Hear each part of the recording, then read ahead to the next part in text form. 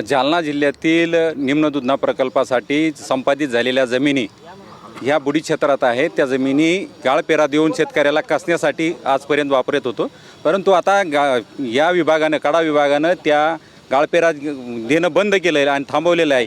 त्यामुळं ज्या संपादित झालेल्या जमिनी आता सौर प्रकल्पासाठी हस्तांतरित करण्याचा घाट या विभागानं सुरू केलेला आहे।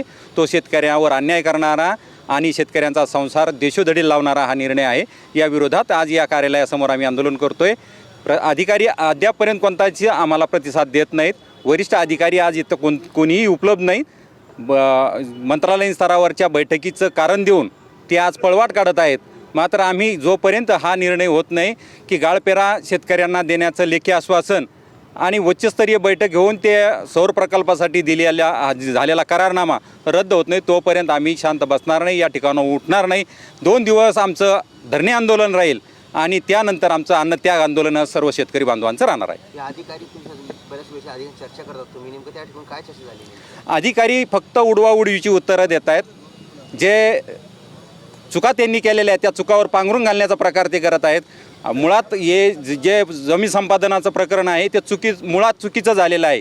ती चूक त्यांची असताना सुद्धा ते त्यांची चूक मान्य करायला तयार नाहीत आणि आता झालेल्या चुकावर पांघरून घालण्याचा सर्व प्रकार ते करत आहेत। MSCB सोबत त्यांचा करार झालेला आहे आणि ते हस्तांतरण झालेलं आहे एवढंच ते सांगतात। आणि आम्ही जे गाळपेराचा विषय केलेला आहे किंवा त्या संपादित जमिनी परत मागण्याचा विषय केलेला आहे तर ते आता हात झटकत आहेत, वर हात करत आहेत। तर आमच्या स्तरावर काही राहिलेलं नाही। मग तुमच्या स्तरावर काही राहिलं नाही तर मग तुम्ही हा हस्तांतरणाचा डाव खेळलाच कसे? या शेतकऱ्यांच्या संसारावर वरवंटा फिरवण्याचा अधिकार तुम्हाला दिला कोणी? ज्या मूळ उद्देशासाठी तुम्ही जमीन संपादित केली तर ते मूळ उद्देश सफल करा। त्या धरणाची लेवल अजून वाढवा। अतिरिक्त पाणी झालं तर आमच्या जमिनीलाच शिल्लकचं पाणी साठा तयार होईल। मात्र त्या जमिनी पाण्यासाठी संपादित करायच्या आणि सौर प्रकल्पाला द्यायचं म्हणजे याच्यात कुणाचे तरी वरिष्ठांचे हात आहेत, वरच्या स्तरावरले हात आहेत आणि ज्यांना काहीतरी मलिदा मिळाल्याशिवाय हा सर्व प्रकार होऊ शकत नाही असा आमचा ठाम आरोप आहे। ना बोला। हां सर, एक पुरावी आम्हाला ज्यावेळेस निम्न दुधना प्रकल्प होत होता आणि जमिनी संपादन करायच्या होत्या त्यावेळेस त्यांनी काय केलं, आम्हाला की एक करारनामा करून दिला की तुमची जमीन पाणी साठ्यासाठी काय घ्यायला लागलो। आणि आता आम्ही पाणी साठ्यासाठी आमचा विरोधच नाही। तुम्हाला जर धरणात त्या जमिनीत पाणी येत नसलं आणखीन 4 मीटर धरणाची उंची वाढवा आणि आमच्या जमिनीत पाणी घाला। पण जर आमची जमीन तुम्हाला दुसऱ्याला कोणाला विकता येणार नाही आणि आम्ही ती विकू देणार नाही। आम्ही तिथं सोलरची पाटी नाही।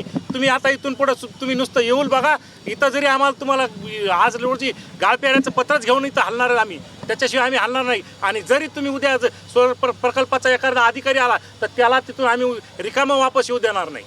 यानंतरचा संघर्ष हा रक्तरंजित राहील। यानंतरचा संघर्ष रक्तरंजित राहील, हे सगळे साक्षी राहतात।